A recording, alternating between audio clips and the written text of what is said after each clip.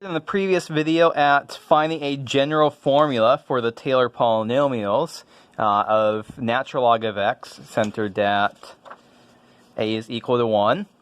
Let's do another example where we find all of the Taylor polynomials in one shot. And not only that, but it's going to be Maclaurin polynomials. So Maclaurin, just remember, that's just a fancy way of telling you it's going to be Taylor polynomials when a is equal to 0. Okay, so f of x is cosine of x here. Let's go ahead and compute some derivatives. F of x is cosine x. F prime of x is minus sine x.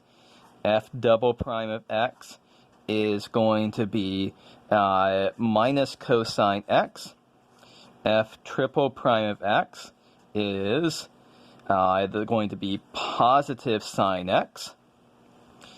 And the fourth derivative here is the derivative of sine x is cosine x. And note, we are back where we started. We're going to use that fact in just a moment. Let's plug in 0. F of 0 cosine of 0 is 1. F prime of 0 sine of 0 is 0, minus 0, 0. F double prime of 0 minus cosine 0, that's minus 1.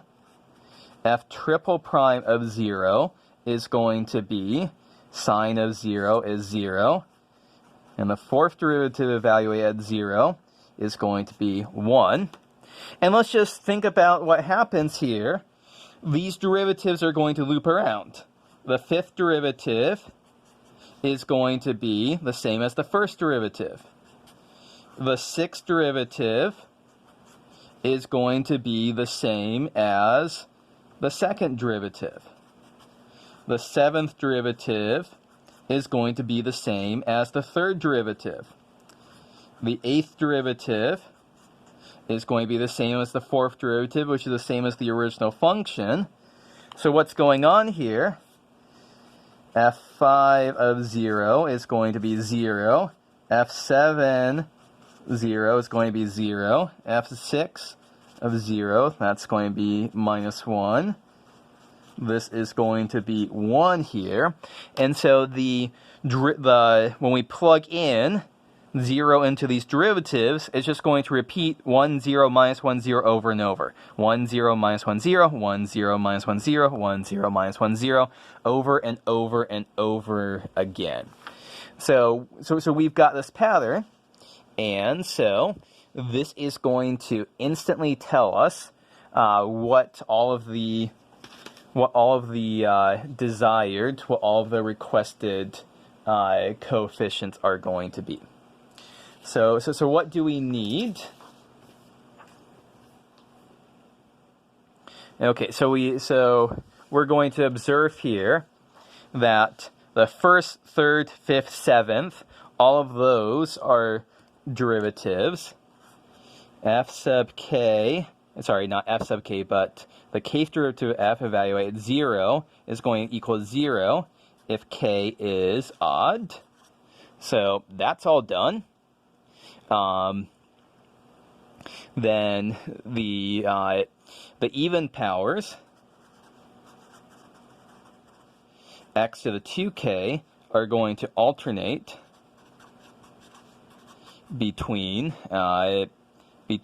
plus and minus.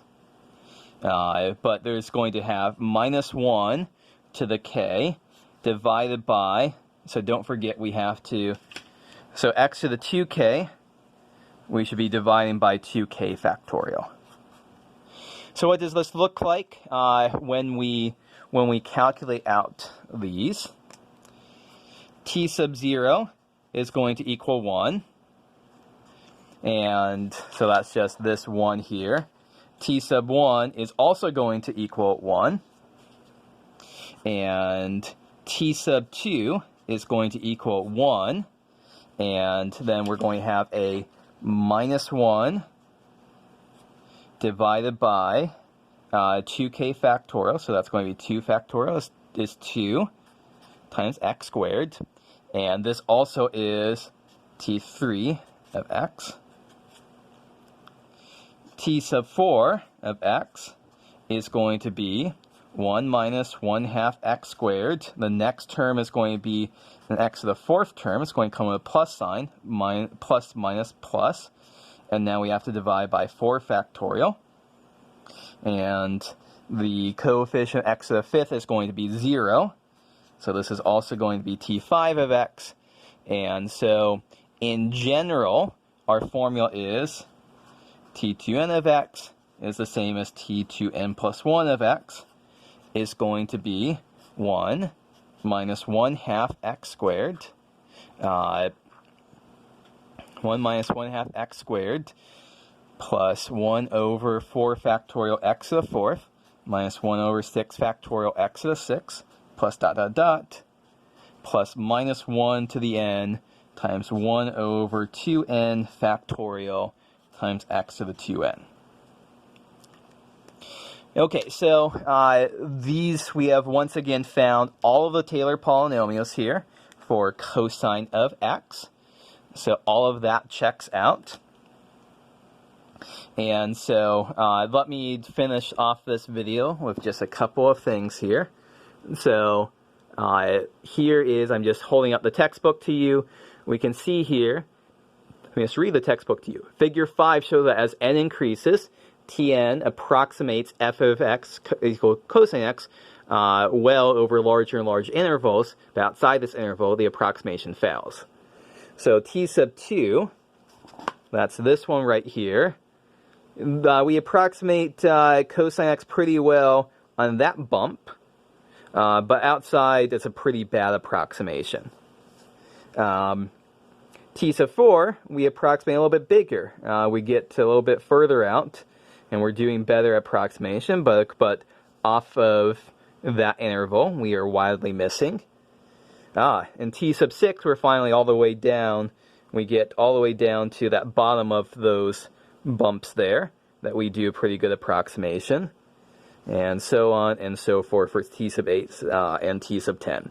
So, and so this is a pretty common feature of these Taylor series approximations, that as we add in more and more terms, we're going to approximate it better and better over a larger and larger interval. And in the next video, we'll start talking about how to know just how close we're approximating our functions by.